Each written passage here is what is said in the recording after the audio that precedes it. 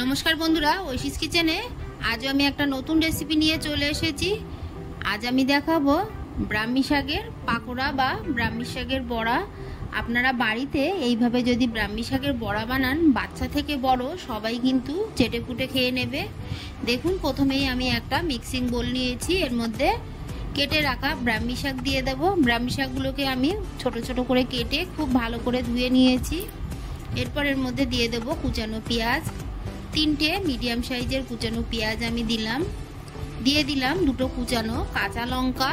বাড়িতে বাচ্চা থাকলে ঝালটা আপনারা কমিয়ে দেবেন, আর যদি বড়রা খায় তাহলে একটু ঝালটা বাড়িয়ে দেবেন। এরপর দিয়ে দিলাম হাফ টিস্পুন কালো জিরে, দিয়ে দিলাম 100 গ্রাম বেসন।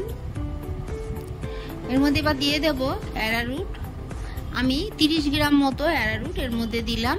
তবে আপনাদের বাড়িতে চালের গুঁড়ো থাকলে অ্যারারুট দেওয়ার প্রয়োজন নেই।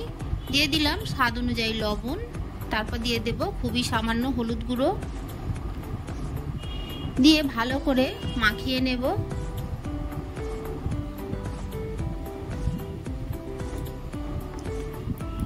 অল্প অল্প জল দিয়ে একটা ঘন ব্যাটার আমি করব। আমরা যেমন পেঁয়াজি বানানোর সময় করি ঠিক তেমন ভাবে মাখিয়ে নেব।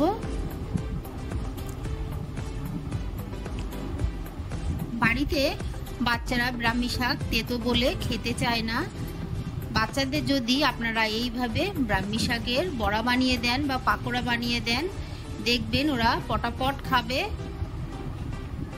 এটা এইভাবে বানালে তেতো বোঝাই যায় না, বাচ্চারা যে ব্রাহ্মী শাকের বড়া খাচ্ছে বুঝতেই পারবে না। আপনারা এইভাবে বানিয়ে বাচ্চাদের বাড়িতে খাওয়াবেন। ভালো করে দেখুন আমি মাখিয়ে নিয়েছি। এরপর দেখুন ছোট ছোট করে আমি বড়ার শেপে বানিয়ে নেব। হাতে একটু একটু করে নিয়ে নেব, তবে আপনারা বড় ছোট আপনাদের যেমন ভালো লাগে তেমনই ভাবে দেবেন। আমি আগে থেকে গ্যাসে কড়া বসিয়ে দিয়ে তেল গরম হতে দিয়েছিলাম, তারপর একটা একটা করে দিয়ে দিলাম। এটা আমার স্কিপ হয়ে গেছে, প্লিজ আপনারা কিছু মনে করবেন না। উল্টে পাল্টে বড়াগুলোকে আমি ভালো করে ভেজে নেব। এটা দেখতে যতটা মুচমুচে হয়, খেতেও ততটাই সুস্বাদু। বাড়িতে অবশ্যই একবার এইভাবে ব্রাহ্মী শাকের বড়া আপনারা বানাবেন, তারপর আমাকে কমেন্ট করে জানাবেন আপনাদের কেমন লাগলো। সব বড়াগুলো তুলে নিলাম এই তেলের মধ্যে, বাকি বড়াগুলো দিয়ে দেব।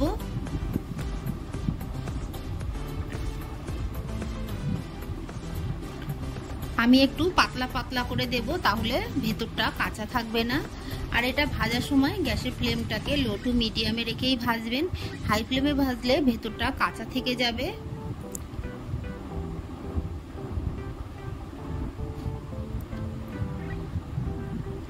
আমার এই সহজ রেসিপিটি আপনাদের ভালো লাগলে প্লিজ আমার চ্যানেলটিকে সাবস্ক্রাইব করে পাশে থাকা বেল আইকনটি ক্লিক করে দেবেন। তাহলে আমি যখন কোনো নতুন ভিডিও ছাড়বো সবার প্রথম আপনাদের কাছে পৌঁছে যাবে। আর পাশে থাকা বেল আইকনটি ক্লিক করতে ভুলবেন না।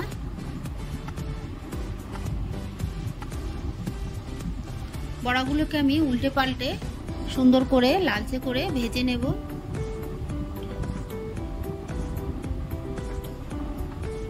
ব্রাহ্মী শাকের বড়া যে এতটা সুন্দর খেতে হয়, আপনার বাড়িতে একবার না বানালে বুঝতে পারবেন না। তাই বাড়িতে অবশ্যই একবার হলেও আমার মতো করে ব্রাহ্মী শাকের বড়া বানাবেন। বড়াগুলোকে দেখুন আমি খুব ভালো করে ভেজে নিয়েছি। বড়াগুলোকে আমি তুলে নেব। রেসিপিটি ভালো লাগলে একটা লাইক করতে ভুলবেন না।